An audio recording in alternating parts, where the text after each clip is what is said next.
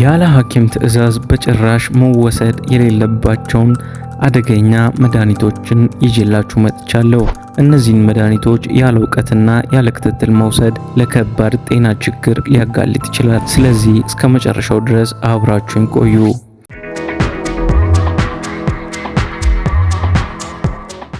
አምስተኛ አንቲባዮቲኮች እንደ አሞክሳስሊን፣ ሲፕሮፍሎክሳሲን እና አዚትሮማይሲን የመሳሰሉ አንቲባዮቲኮች ባክቴሪያዎችን ለመግደል የሚረዱ ናቸው። ነገር ግን ያለ ሐኪም ትዕዛዝ መውሰድ ለተለያዩ የጤና ችግሮች ሊያጋልጥ ይችላል። የባክቴሪያዎችን የመቋቋም አቅም እንዲጨምር በማድረግ ለወደፊቱ ለከፋ ኢንፌክሽን ሊያጋልጥ ይችላል። አራተኛ ጠንካራ የህመም ማስታገሻዎች እንደ ኦክሲኮደን፣ ሃይድሮኮደን እና ሞርፊን ያሉ ኦፒዮይድስ በጣም ጠንካራ የህመም ማስታገሻዎች ናቸው። እነዚህ መድኃኒቶች ሱስ ሊያስይዙና የጎንዮሽ ጉዳቶችን ሊያስከትሉ ይችላሉ።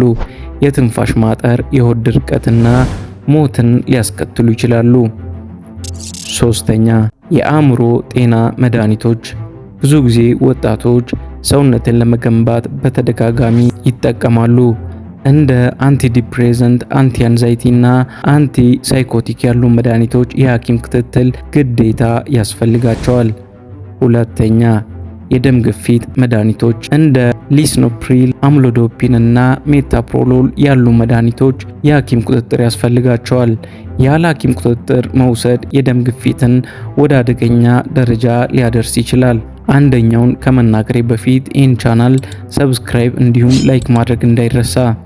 አንደኛ የልብ መድኃኒቶች እንደ አስፕሪን፣ ዋርፍሪን እና አትሮቫስታቲን ያሉ መድኃኒቶች የሐኪም ቁጥጥር ያስፈልጋቸዋል።